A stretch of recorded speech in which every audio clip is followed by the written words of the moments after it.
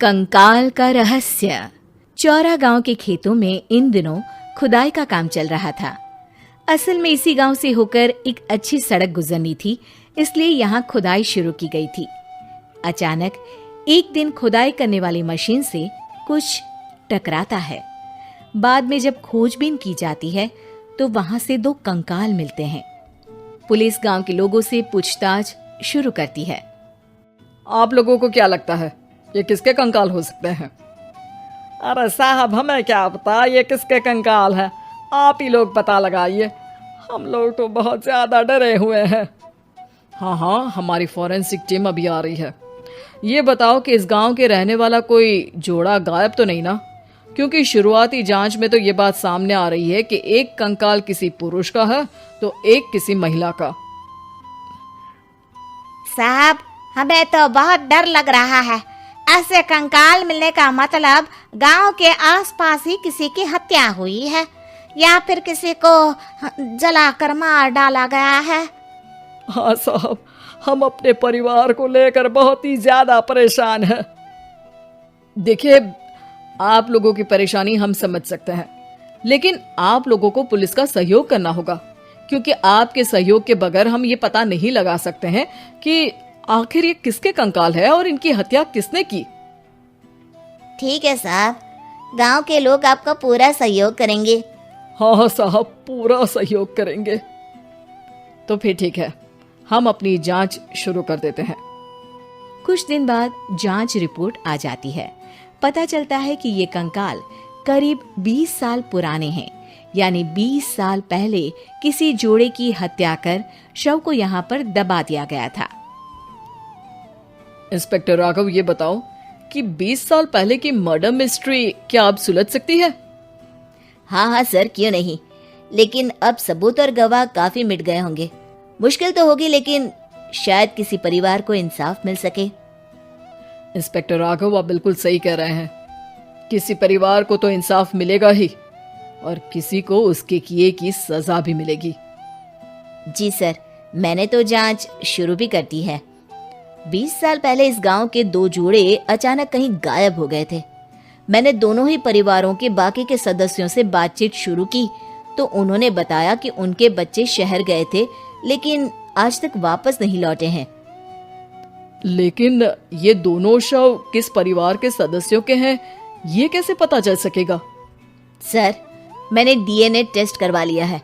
आज शाम तक इसकी रिपोर्ट भी आ जाएगी। अच्छा, ठीक है। उसी शाम को सर, डीएनए रिपोर्ट के मुताबिक ये दोनों ही लाशें चौरा गांव के रहने वाले प्रधान सुल्तान सिंह के बेटे और बहू की है।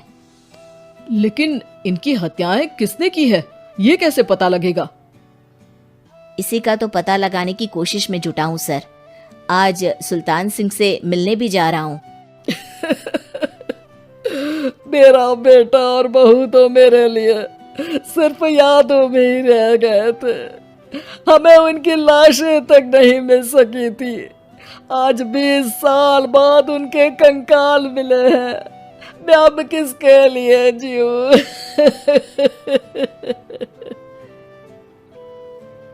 लेकिन सर, क्या आपकी किसी से कोई दुश्मनी थी?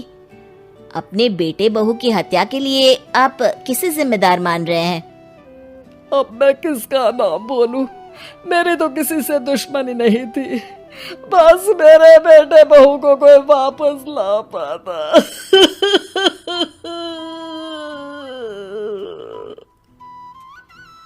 इसके बाद सुल्तान सिंह फूट फूट कर रोना शुरू कर देते हैं। सर, अब आप इनका अंतिम संस्कार करवा सकते हैं। कम से कम इनका शरीर ना सही, इनका कंकाल तो आपको मिला है। लेकिन हाँ, अगर आपको कुछ भी याद आए तो जरूर बताइएगा। मेरी तो बेटा अब उम्र हो गई है, लेकिन मेरे बेटे और बहू के हत्यारों का जरूर पता लगाइएगा, क्योंकि जब तक हत्यारे पकड़े नहीं जाएंगे मेरा मन नहीं मानेगा। सर, हमारी पूरी कोशिश रहेगी हत्यारे को पकड़ने की। लेकिन एक बात बताइए, उस वक्त आपको किस पर शक गया था? उस वक्त मेरे एक ड्राइवर को पकड़ा गया था, लेकिन सबूतों के अभाव में उसे छोड़ दिया गया था। अच्छा, और ड्राइवर पर कैसे शक हुआ था? क्योंकि उस दिन ड्राइवर छुट्टी पर था। उस समय लेकिन लाश क्यों नहीं मिल सकी थी? उस वक्त पुलिस ने बहुत कोशिश की थी, लेकिन दोनों की डेड बॉडी नहीं मिल सकी थी। ठीक है, हमारी तफ्तीश चल रही है, मैं फिर आऊंगा। इसके बाद इंस्पेक्टर वहां से चला जाता है और सुल्तान सिंह अपने बेटे और बहू की याद में खो जाते हैं।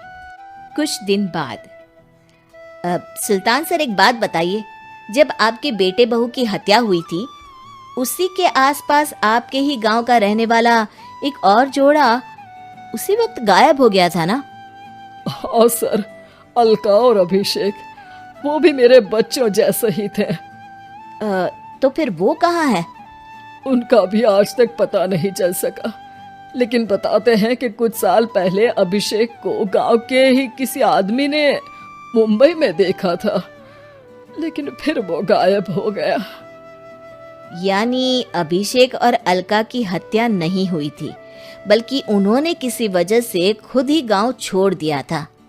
हाँ, हो सकता है, क्योंकि अभिषेक मेरे बेटे संतोष का अच्छा दोस्त था और उसका मेरे घर भी आना जाना लगा रहता था। हो सकता है कि उसने मेरे बेटे और बहू के बारे में सुन लिया हो और ये गांव छोड़ दिया हो सकता है। उनके परिवार का कोई अब नहीं रहता क्या इस गांव में? अब तो कोई नहीं रहता। एक चाचा थे, लेकिन उन्होंने भी अपना पुश्तैनी मकान बेच दिया है। वो भी अब कहीं शहर में ही बस गए हैं। ओह, अभिषेक और अलका के बारे में भी पता लगाना होगा। हो सकता है कि वही इस हत्या के बारे में कुछ बता सके। हो तो सकता है, लेकिन वो बेचारे तो खुद ही वक्त के मारे थे, वो क्या बताएंगे। फिर भी सर, जब केस दोबारा खुला है तो जांच तो करनी ही पड़ेगी, और इस बार तो लाशें भी बरामद हुई है। कुछ दिन तक लगातार तफ्तीश चलती रही। एक दिन थाने से सुल्तान सिंह को फोन आता है। हाँ, कौन बोल रहा है?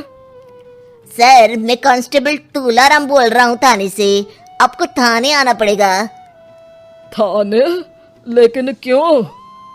सर, किसी की पहचान करवानी है। अच्छा ठीक है, मैं दोपहर तक पहुंचता हूँ। सुल्तान सिंह दोपहर में थाने पहुंचता है। कई पुलिस के अधिकारी वहां मौजूद रहते हैं। सर, आपके बेटे की हत्या का रहस्य आज शायद सुलझ जाए। अच्छा इंस्पेक्टर राघव, पर वो कैसे? सर, उस आदमी को देखिए, क्या वही अभिषेक है? सुल्तान सिंह की आंखों में हैरानी से आंसू आ जाते हैं। हाँ सर, यही अभिषेक है। ये आपको कहाँ से मिला? सिर्फ अभिषेक ही नहीं, बल्कि इसकी पत्नी अलका भी इसके साथ है। मैडम, जरा अभिषेक की पत्नी को लाइए। जैसे ही अलका को पेश किया जाता है, सुल्तान सिंह जमीन पर गिर जाते हैं। सुल्तान सर, क्या हुआ आपको? आप अलका को देखकर गिर क्यों गए? सुल्तान सिंह सर पकड़कर बैठ जाते हैं। ये अलका नहीं, बल्कि ये तो मेरी बहू रितु है। पूरा थाना एक दूसरे का मुंह देखने लगता है। क्या? इसके बाद हर किसी को दो कंकाल और हत्या का रहस्य समझ में आ गया।